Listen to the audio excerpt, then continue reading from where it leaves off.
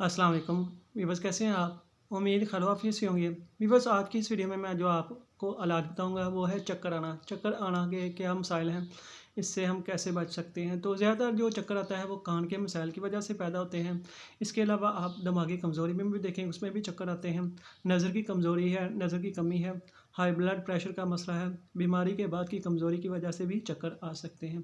तो जब भी आपने को चक्कर आए तो आपने जो मैं आज की इस वीडियो में आपको नुस्खा बताऊंगा वो आपने इस्तेमाल करना है। सबसे पहले आप नुस्खा नोट कर लें। बादाम लेना है, बगैर छिलके के लेने हैं। ग्लूकोज़ लेना है, इलायची सब्ज़ लेना है।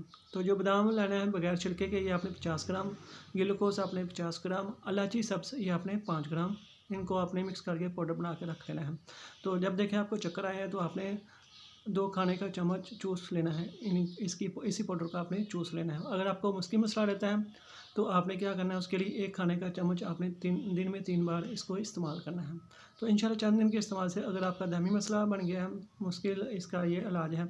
आपने 1 खाने का चम्मच दिन में 3 बार इस्तेमाल करेंगे, चंद दिन के इस्तेमाल से आपका ये जो चक्कर आने का मसला है वो ख़त्म हो जाएगा। तो आज की इस वीडियो में इतना ही। मिलते हैं नेक्स्ट वीडियो में, तब तक के लिए अल्लाह हाफ़िज़।